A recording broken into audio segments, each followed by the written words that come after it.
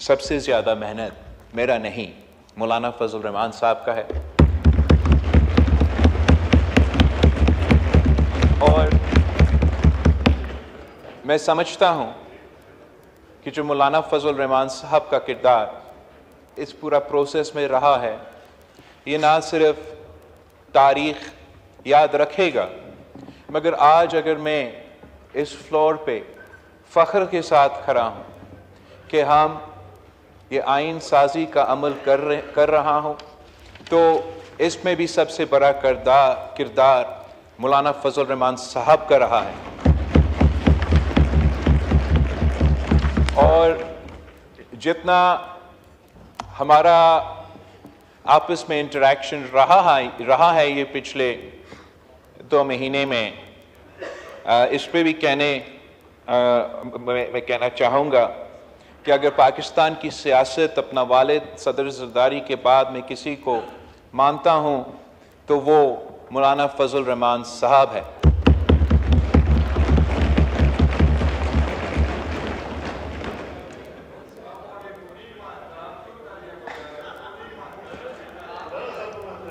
जी please.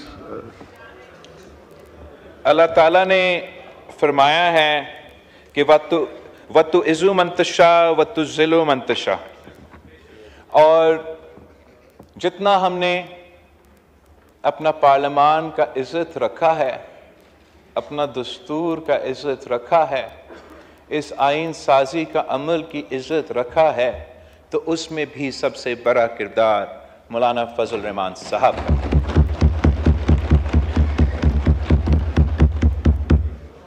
जहाँ तक इस आइन साजी की बात है, मैं ये भी कहना चाहूँगा कि जनाब स्पीकर, मेरे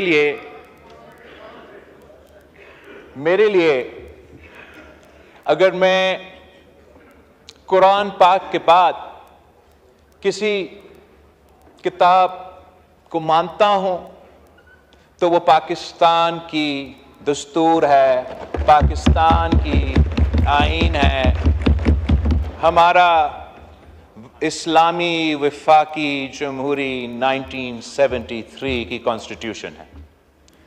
1973 की कॉन्स्टिट्यूशन के वक्त मैं याद दिलवाना चाहूँगा कि उन ज़मानों में भी जमात उलमा इस्लाम उन बेंचेस पे बैठे थे और पाकिस्तान पीपल्स पार्टी इन बेंचेस पे बैठे थे, और उन ज़मानों में भी सियासी इख्तलाफ था, अरूज पे था। अगर आजकल के सियासतदान, आजकल पाकिस्तान के अवाम समझते हैं कि जो वज़ीर आज़म साहब और आज का कायदे-ए-हिज़्ब इख्तलाफ के दरमियान इख्तलाफ, सियासी जो पोलराइजेशन हुआ है, वो कोई अरूज पे है, तो याद रखना चाहिए कि जब कायदे अवाम शहीद जुल्फ़िकार अली भुट्टो इस मुल्क का वज़ीर आज़म था और जमाते उलमा इस्लाम के कायदे-ए-हिज़्ब इख्तलाफ था, तो तब भी हमारा सियासी इख्तलाफ, नज़रियाती इख्तलाफ अरूज पे था। मगर जब पाकिस्तान की बात आती थी, जमहूरियत की बात आती थी, आइन साजी की बात आती थी, तो हम सारे इख्तलाफात भूल के एक मेज़ पे बैठ के इत्तेफाक कायम करके सरजमीन बे आइन को अपना आइन दिलवाया था।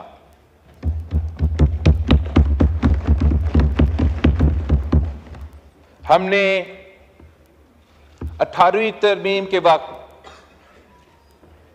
उस दौर के सियासी हालात के मुताबिक सियासी इत्तेफाक राय पैदा करके, तारीखी आइन साजी करके, जो हमारा आइन में तमाम काले कवानीन थे, आमिर के डले हुए जज साहिबान की इजाज़त के साथ, वो तमाम काले कवानीन को हमने अपना आइन से निकलवा दिए, और तब भी वो तारीखी काम था। आज का दौर का अपना सियासी हालात है, अपना सियासी ग्राउंड रियलिटीज़ है, जो पॉलिटिकल स्पेस पाकिस्तान की सियासत में आज सियासी जमातों के लिए मौजूद है, जितना आज वो सियासी स्पेस तंग है, उतना 2008 में नहीं था, उतना 1973 में नहीं था।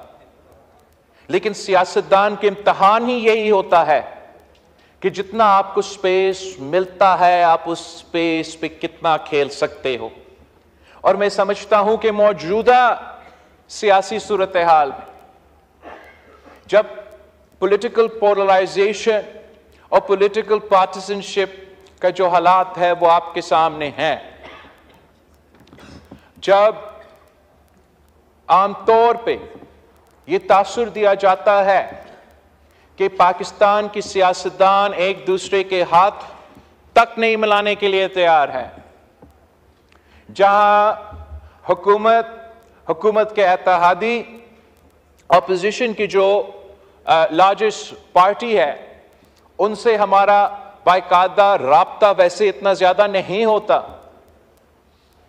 इस हालात में जितना इत्तफाक़े राय पैदा हो सकता था, मुमकिन था, वो इत्तफाक़े राय हमने हासिल करके 26 आईनी तरमीम की शक्ल में आज हम इंशाअल्लाह ताला नेशनल असेंबली से पास करने जा रहे हैं। ये बेशक हमारे दोस्त कायदे हिज़्ब इख्तिलाफ और जो अपोजिशन पार्टीज हैं वो इस बिल को वोट नहीं दे रहे, बेशक ना दे, ये भी इनका हक है। मगर मैं समझता हूं कि ये हुकूमती बिल से ज्यादा, इसमें जो पॉइंट्स है हुकूमत के या मतलब हुकूमती जमात मुस्लिम लीग नवाज के सबसे कम नुकात होंगे।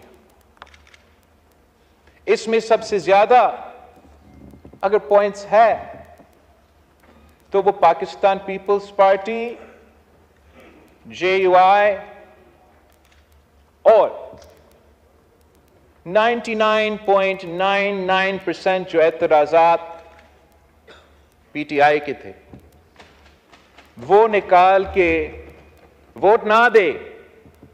कंटेंट तो जनाब स्पीकर जितना क्लोज टू कंसेंसस हो सकता था वो है, और मैं समझता हूं कि ये सियासत की फतह है, ये जमहूरियत की फतह है, ये सियासी जमातों का फतह है, और हमारे भाई वो दे या ना दे ये इनका भी सियासी कामयाबी है।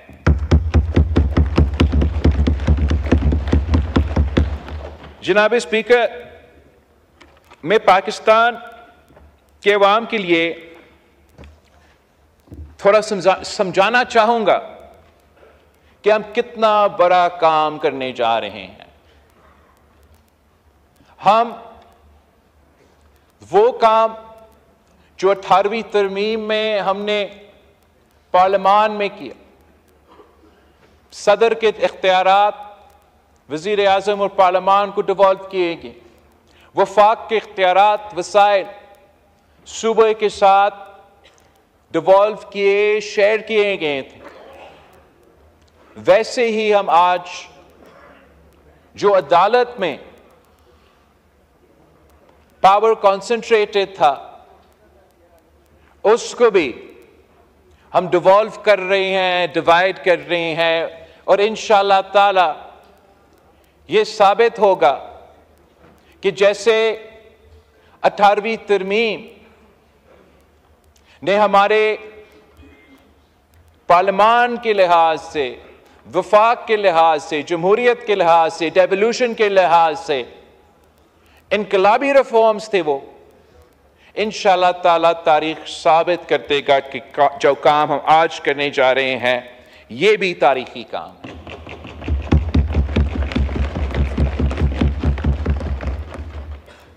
हम ये जरा देखें, गौर करें कि पाकिस्तान की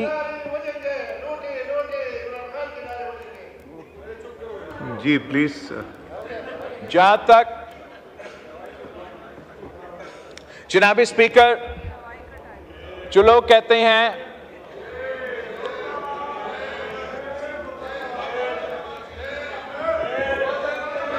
जी चेयरमैन साहब जी, order in the house, order in the house, please तशरीफ रखें।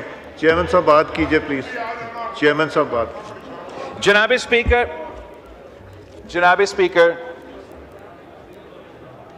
मैं पाकिस्तान के अवाम से पूछना चाहूंगा आपके थ्रू कि क्या वो पाकिस्तान की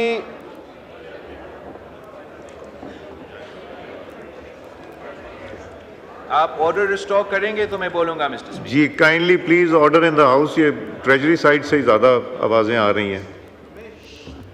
जनाब स्पीकर, मैं पाकिस्तान के अवाम से पूछना चाहूंगा कि क्या वो पाकिस्तान के निज़ाम अदल से, पाकिस्तान की इंसाफ के निज़ाम से मुतमिन हैं या नहीं। मैं पाकिस्तान के अवाम से पूछना चाहूंगा कि क्या वो ये चाहते हैं कि जैसे पाकिस्तान की अदालत का निज़ाम चलता आ रहा है वैसे ही चलना चाहिए। मैं पूछता हूं कि क्या हम भूल चुके हैं कि पाकिस्तान की अदालत की तारीख क्या है।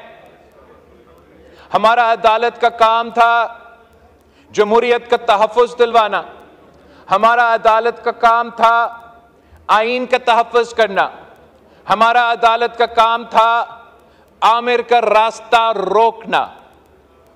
जनाब स्पीकर, आप मुझे एक दफ़ा बताए कि अदालत ने ये जिम्मेदारी पाकिस्तान की तारीख में कब पूरा किया है। आधा पाकिस्तान की हिस्ट्री में हम डिक्टेटरशिप रहे हैं, मगर वो डिक्टेटरशिप को कामयाब होने में सफ़े अव्वल का किरदार तो हमारा अदालत का रहा है। कायदे अवाम शहीद जुल्फ़िकार अली भुट्टो को इस अदालत ने तख्तेदार पे लटका दिया। जनरल ज़ियाउल हक को इस अदालत ने इजाजत दी कि आईन में तरमीम करे। इस अदालत ने 90 के दहाई में 58 2B के नाम पे एक न्यूज पेपर कटिंग का, जंग की न्यूज पेपर की कटिंग के बुनियाद पे 2-3 जज बैठ के शहीद मोहतरमा बेनजीर भुट्टो की पहली हुकूमत को खत्म कर देते। ये अदालत की तारीख कोई ढकी छुपी बात नहीं है कि अगर आमिर जनरल परवेज मुशर्रफ ने इस मुल्क पे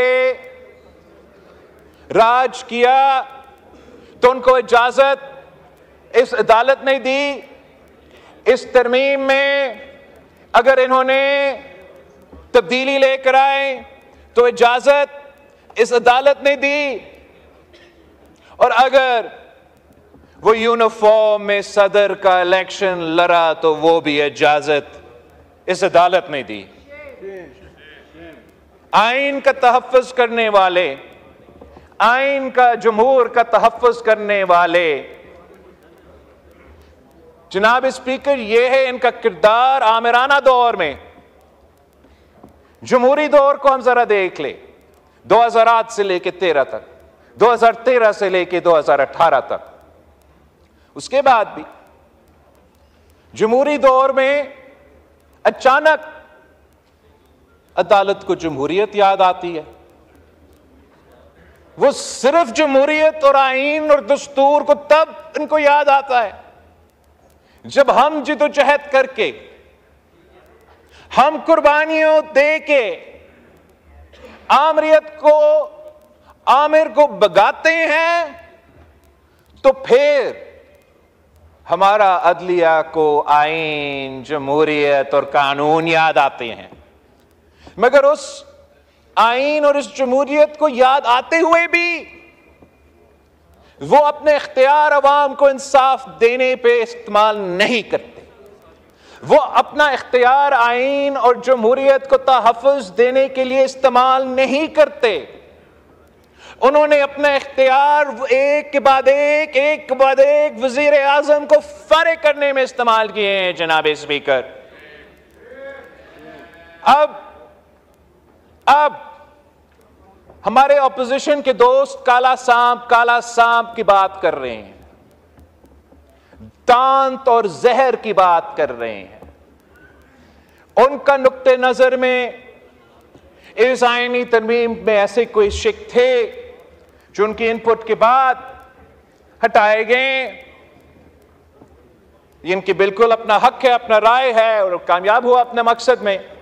मेरी नजर में इस पार्लियामान के लिए, इस आइन के लिए, इस जमहूरियत के लिए जो काला सांप, जो दांत रखने वाला जहर वाला काला सांप जो इस पूरा पार्लियामान के इर्द गिर्द घूम रहा है, इस पार्लियामान पे हमला करते आ रहा है, इस पार्लियामान के अफेयर्स में मुदाखलत करते आ रहा है, जिसने एक नहीं, मैं गिन नहीं सकता हूं कि कितने वज़ीर आज़म को फारिग करवाया, वो काला सांप हमारा इफ्तिखार चौधरी वाला अदालत है।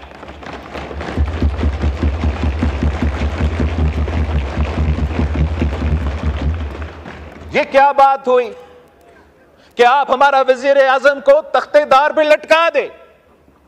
आप हमारा वजीर आजम को जो सरेआम दहशतगर्दी के हमले में शहादत कबूल करती है उसको इंसाफ नहीं दिलवा सकते।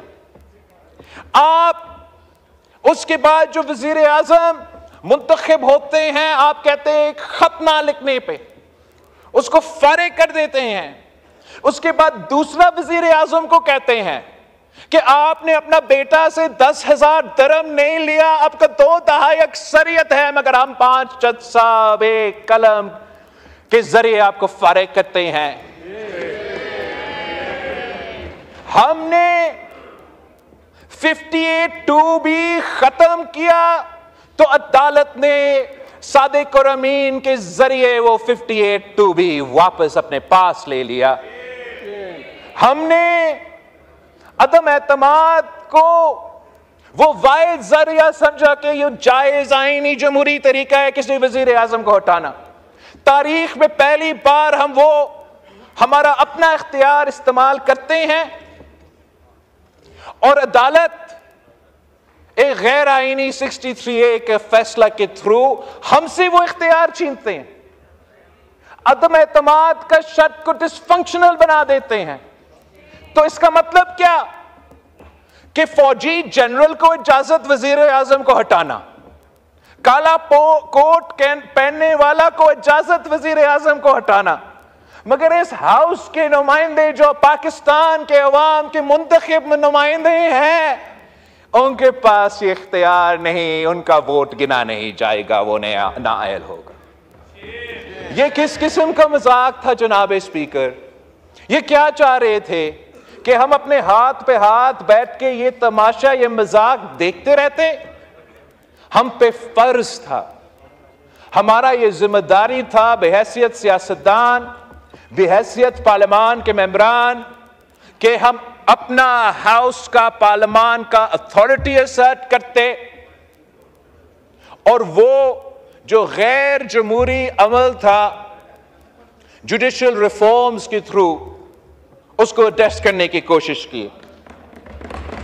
और हमारा जुडिशियल रिफॉर्म्स के 2-3 ही कंपोनेंट्स है जनाब स्पीकर।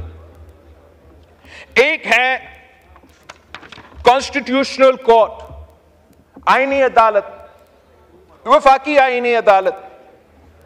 इस पे जनाब स्पीकर बहुत ही तंकीद हुआ, तो मैं चाहूंगा कि मैं इसको एक तारीखी कॉन्टेक्स्ट में इस पॉइंट को जरूर आपके सामने रखूं कि ये आईनी अदालत का कॉन्सेप्ट कहां से आया।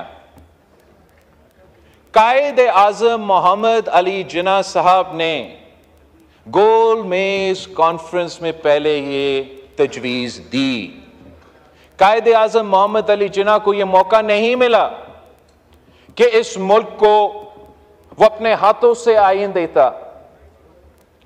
हमें जो उसका 10 साल पहले, इस मुल्क का बने के 10 साल पहले जो ख्याल था वो ये कि किसी एक अदालत में इतना इख्तियार इकट्ठा नहीं होना चाहिए और अलग अलग अदालत होना चाहिए, सिविल, क्रिमिनल और नॉर्मल मैटर्स के लिए, और अलग अदालत होना चाहिए आईनी मैटर्स के लिए, वफाकी मैटर्स के लिए। कायदे आज़म मोहम्मद अली जिन्ना ने ये बीज बोया, ये सोच रखा।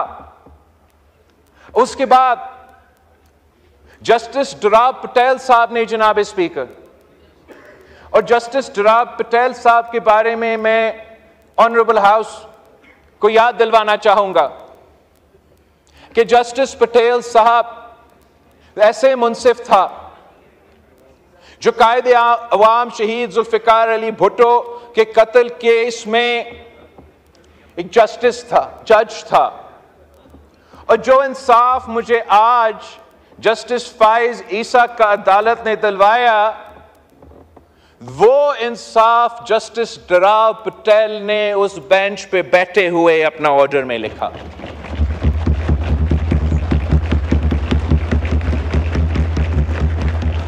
और जस्टिस डुराब पटेल को, जनाब स्पीकर, पाकिस्तान का चीफ जस्टिस बनना था। उसके दरमियान में जनरल जिया उल हक का पीसीओ था। अगर जस्टिस डुराब पटेल का अपना कुर्सी का फिक्र होता,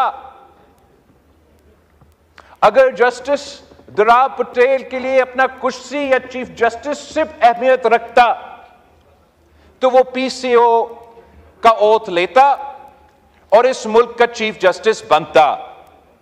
मगर जनाब स्पीकर, ये इफ्तिखार चौधरी की तरह पीसीओ जज नहीं था।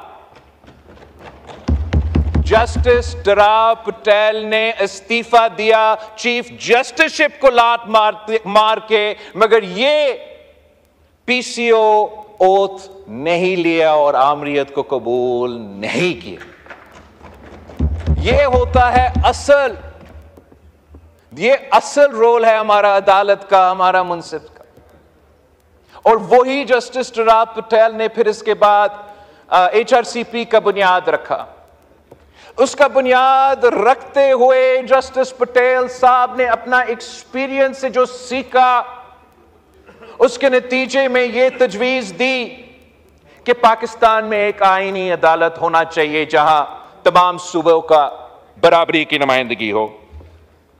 उसी सोच को आगे लेके चलते हुए हमने 2006 में आपस में यह तय किया, शहीद मोहतरमा बेनज़ीर भुट्टो ने, मियां मोहम्मद नवाज शरीफ साहब ने, फिर APDM के प्लेटफॉर्म में तमाम सियासी जमातें जो उस तरफ बैठे हैं, चाहे वो PTI हो, चाहे वो हमारा मौलाना फजल रहमान साहब हो, तमाम जमातें अगर ARD के हिस्से नहीं थे तो APDM के हिस्से तो थे।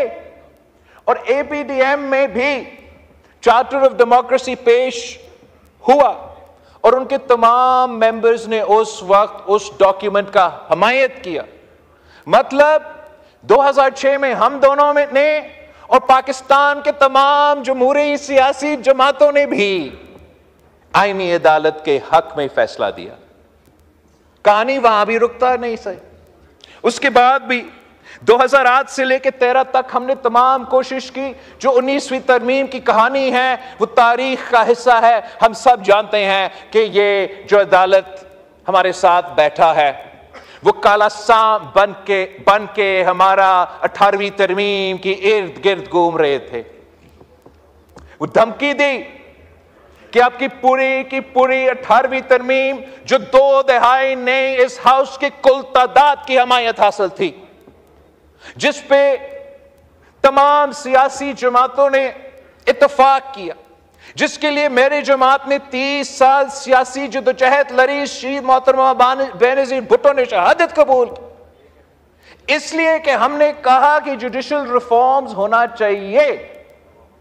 जमहूरियत का champion chief justice Iftikhar Chaudhry ने कहा कि मैं अपना आपका पूरा 18वीं तरमीम को बाहर फेंक दूंगा, और इनके ब्लैकमेल में आके इस हाउस ने 19वीं तरमीम पास कर दी और जुडिशल रिफॉर्म्स का रास्ता तब रुक गया।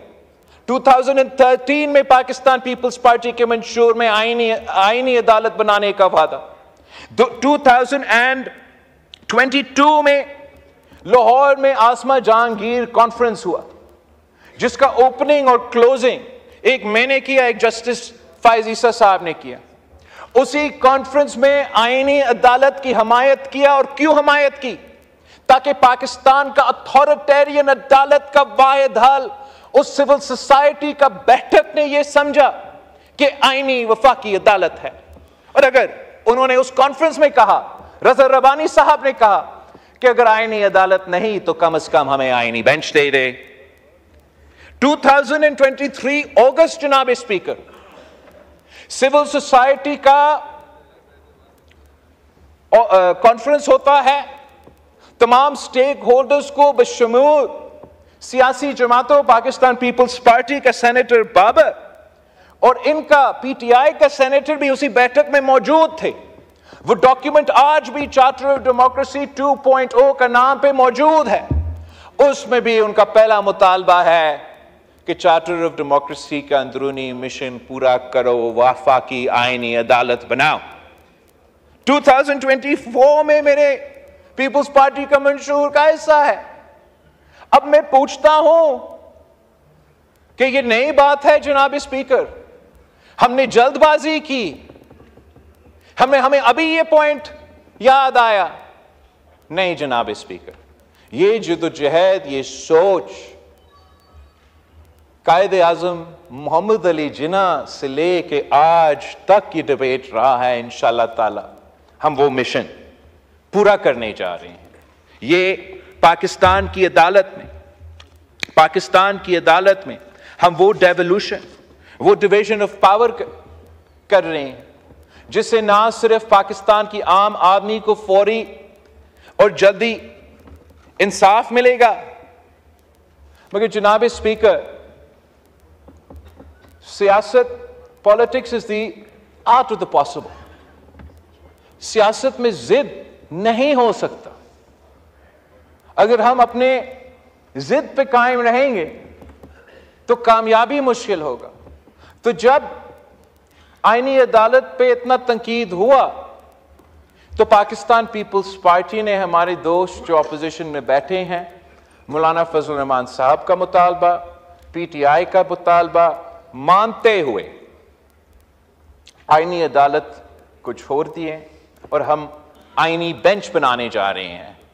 जनाब स्पीकर, जैसे विलियम शेक्सपियर ने कहा कि a rose by any other name is still a rose। तो चाहे वो आईनी अदालत हो या आईनी बेंच हो, पाकिस्तान के अवाम का काम होने जा रहे हैं। इससे भरा काम मैं समझता हूं जनाब स्पीकर वो ये कि हम अपना वफाकी अदालत को बराबरी का नुमाइंदगी दे रहे हैं तमाम सूबे को, और ये बहुत बड़ा अचीवमेंट है।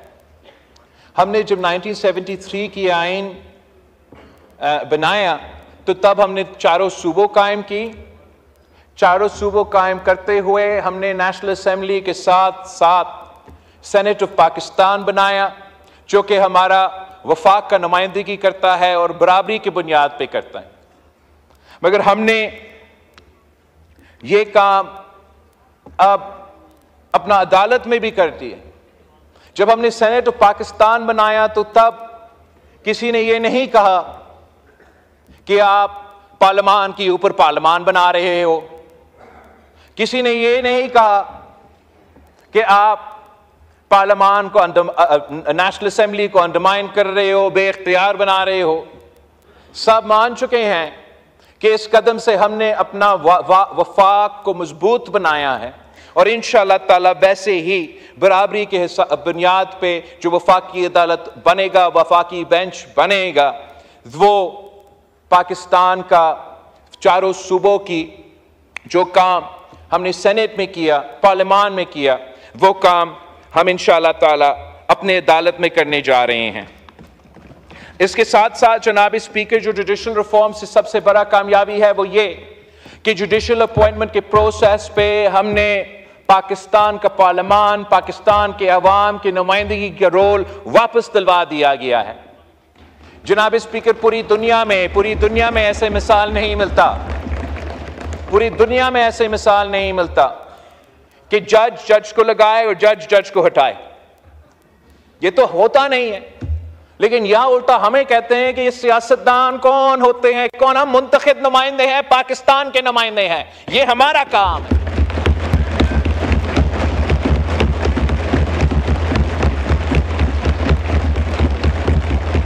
ये समझते हैं कि हम ये पावर हम इनसे छीन रहे हैं, इन्होंने ये पावर हमसे छीना जनाब स्पीकर, और वो भी जबरदस्ती। पाकिस्तान की तारीख देके, इस खित्ते के तारीख देके जजेस का अपॉइंटमेंट और जजेस का रिमूवल का तारीख क्या रहा है। एक जमाने में ये बादशाह या जो the king and queen of England के पास इख्तियार थी, जज को लगाना, जज को हटाना। उसके बाद गवर्नर जनरल के पास ये इख्तियार था, जज को लगाना, जज को हटाना। उसके बाद 1950s में बकायदा ये इख्तियार सदर पाकिस्तान के पास था, जज को लगाना, जज को हटाना। 1960s के आइन के थ्रू हमने ये फैसला किया कि जज को लगाना तो सदर पाकिस्तान का काम, जज को हटाना सुप्रीम जुडिशल काउंसिल। 1973 में हमने वही इख्तियार रखा कि हम लगाएंगे, सुप्रीम जुडिशल काउंसिल हटाएंगे। यह इख्तियार चलता रहा। किसी ने जनरल ज़ियाउल हक को नहीं रोका कि आप आमिर हो, आप कौन होते हो जज लगाने के लिए। किसी ने किसी और को नहीं रोका। जनाब स्पीकर, आपको पता है कि पहली दफा यह इख्तियार वजीर आजम से छीन के चीफ जस्टिस के पास कब गया था? ये 1996 की बात है। शहीद मोहतरमा बेनज़ीर भुट्टो इस मुल्क की वजीर आजम थी और यह बर्दाश्त नहीं हो रहा था कि शहीद मोहतरमा बेनज़ीर भुट्टो इस मुल्क की जज अपॉइंट करेगी। खुदा ना खास्ता खातून वजीर आजम अगर अपॉइंट करेगी तो खातून जज अपॉइंट करेगी, हमारा पूरा निजाम तबाह हो जाएगा। तो अल जहाद के इसके थ्रू इन्होंने ये इख्तियार वजीर आजम से चोरी करके अपने जेब में रखा। जनाब स्पीकर, कहते हैं इनका इख्तियार है। इनसे पूछे कि जनरल मुशर्रफ के दौर में जब एक आमिर जज लगा रहा था, किसी ने उसका रास्ता रोका? वो जो जजेस जिसको हम चैंपियंस मानते हैं, जिन्होंने रियासत को मां की तरह बनानी थी, वही जजेस ने मुशर्रफ के दौर में पीसीओ ओथ लिया था। जनाब स्पीकर, जब उनका कुर्सी खतरा में आ गया तो फिर उनको जमहूरियत याद आ गई, फिर उनको आजाद अदालत याद आ गई। और हम भी जरा अपना सियासत जो उस वक्त का था उस पर गौर करना चाहिए कि हमने भी जजेस को उन जमानों में ये आदत दिलवाई थी ना कि चीफ तेरे जान निसार बेशुमार बेशुमार। हमने ये आदत दिलवाई थी इनमें कि जितना जोर से सियासी नारा लगेगा उतना ऊंचा जुडिशरी में आपको ओहदा मिलेगा। हमने ये आदत डाल ली इनमें कि सियासत करना है इंसाफ ने, और उसके नतीजे में जो पाकिस्तान की अदालत का हशर हुआ, हम पाकिस्तान क्या दुनिया में मजाक बन गए। जनाब स्पीकर, हर वजीर आजम को हटाए वो छोड़ दे, हर काम उनके पास। वो ना सिर्फ अदालत है, वो ना सिर्फ एग्जीक्यूटिव है, वो फॉरेन पॉलिसी भी तय कर सकते हैं, वो वजीर खजाना भी है, डैम भी बना सकते हैं, पोटैटो टमाटर और पकोड़े की कीमत भी का फैसला वो करेंगे। जनाब स्पीकर, अगर ये काम उनका है, ये काम भी उनका है, तो मैं पूछता हूं कि वजीर आजम साहब का, वजीर खारजा का, वजीर खजाना का काम क्या है? अगर इन्होंने ये काम करना था या करना है, इससे बेहतर यह होता कि वो आके ये ओहदे संभाल के करते। रीको डीक में क्या नुकसान हुआ इस मुल्क की मीशत? मैं कितना एग्जाम्पल्स आपको सुना सकता।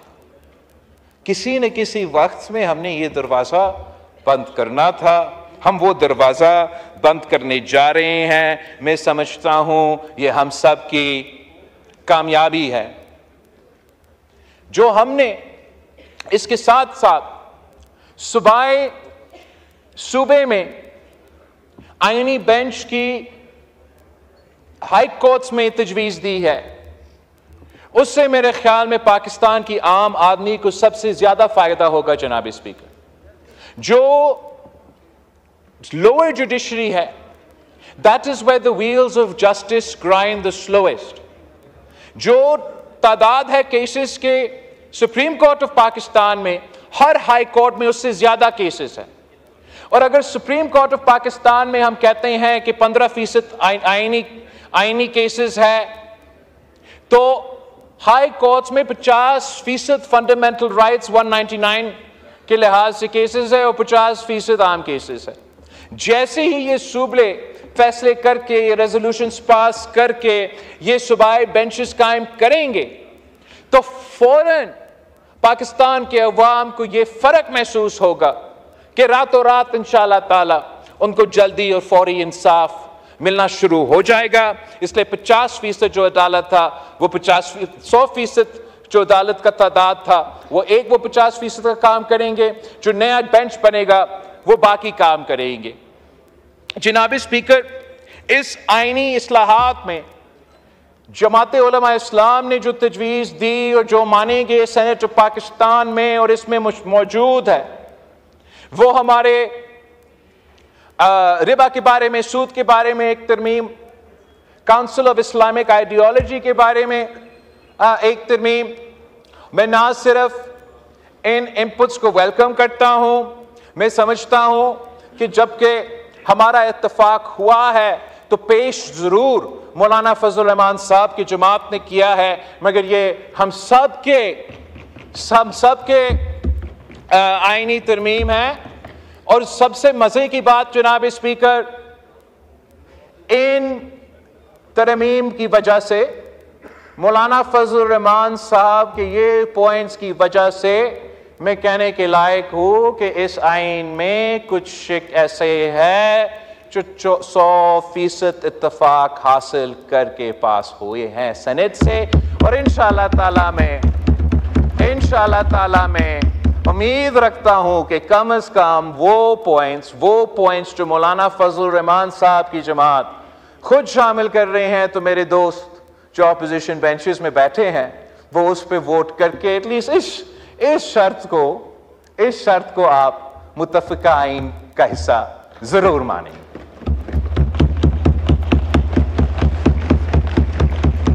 जनाब स्पीकर, आईनी तरमीम होने जा रहा है और इसमें जो एक इनकलाबी काम है, मगर इसको शायद आम तौर पे देखा जा रहा है, वो वही मौसमी तब्दीली के हवाले से जो हमारा वज़ीर कानून ने जिक्र किया। मौसमी तब्दीली पाकिस्तान के लिए ज़िंदगी मौत का मसला है। मौसमी तब्दीली की वजह से पाकिस्तान की मईशत को नुकसान हो रहा है। मौसमी तब्दीली ग्लोबल एजेंडा है, चाहे वो सैलाब हो, चाहे वो ड्राउट हो, वो सब आपके सामने हैं।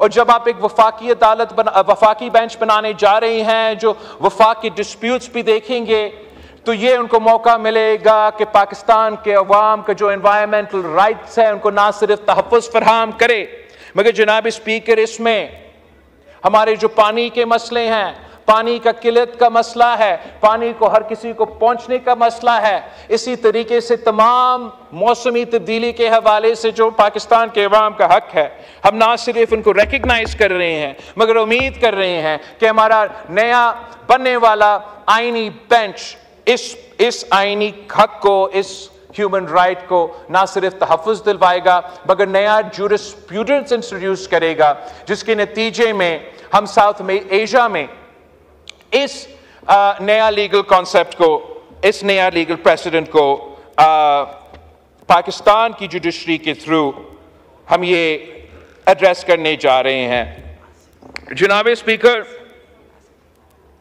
इस पूरा प्रोसेस में जो मेहनत तमाम सियासी पार्टियों ने की, मैं उसका शुक्रगुजार हूँ। मैं वज़ीर आज़म साहब मियाँ मोहम्मद नवाज शरीफ साहब का ख़ुसूसी तौर पे शुक्रगुजार हूँ।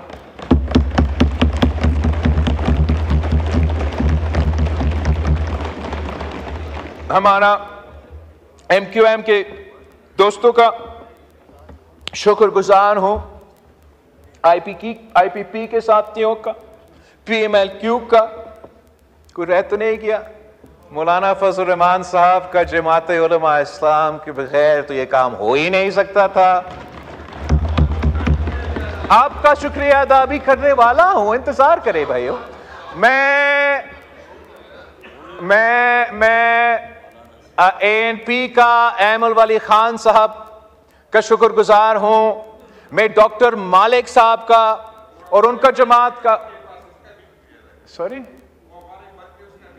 जी प्लीज जी, डॉक्टर मालिक साहब का मैं शुक्रगुजार हूं, और MWM का SIC का। बाप को कैसे भूल सकते हैं? बाप के बगैर ये काम ही नहीं हो सकता था। और मैं दिल से ये बात कह रहा हूं, मैं पाकिस्तान तरीके इंसाफ का शुक्रगुजार।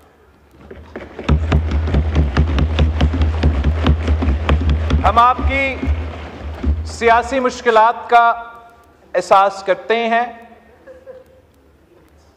जितना आपकी बस में सियासी स्पेस था,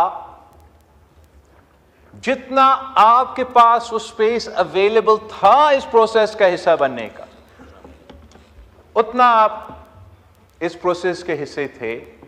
चले, हमारा आपस में डायरेक्ट बात तो कमेटी के अलावा हुआ नहीं, पर आपका बात मौलाना से, तो मेरा बात मौलाना से, और वो बात फिर वजीर आजम से। तो चले इस तरीके से कान पकड़ते हैं, काम तो तरीकी होने जा रहा है जी।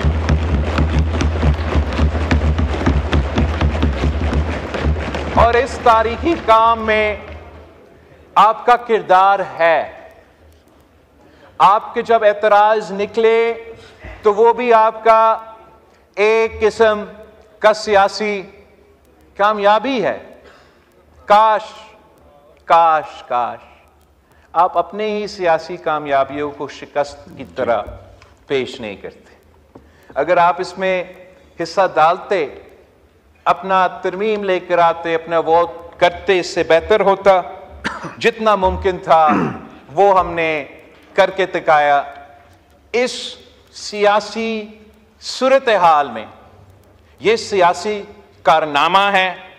हम दुआगो है कि हमारा ये जो मेहनत के नतीजे में जुडिशल रिफॉर्म्स होने जा रहे हैं, जो चार्टर ऑफ डेमोक्रेसी के नामुकम्मल मिशन को हम मुकम्मल करने जा रहे हैं, दुआ हमारा ये है कि नीयत मेरा साफ था, मौलाना फजल रहमान साहब का नीयत भी साफ।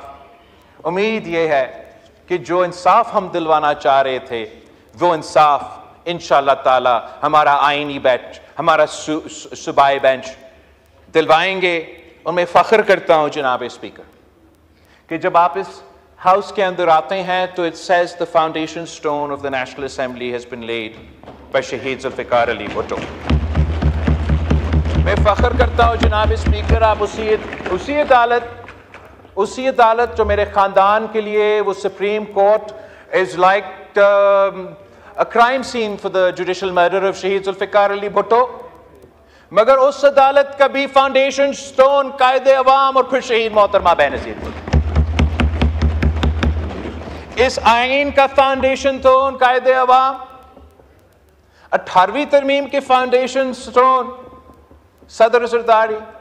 और मैं फ़ख्र से कह सकता हूँ कि 26 आईनी तरमीम, जुडिशल रिफॉर्म और चार्टर ऑफ डेमोक्रेसी की शहीद बीबी के अंदरूना मिशन को पूरा करने में मौलाना फजल रहमान साहब के साथ साथ मेरा भी किरदार है। इसका फाउंडेशन करने के लिए पाकिस्तान जिंदाबाद।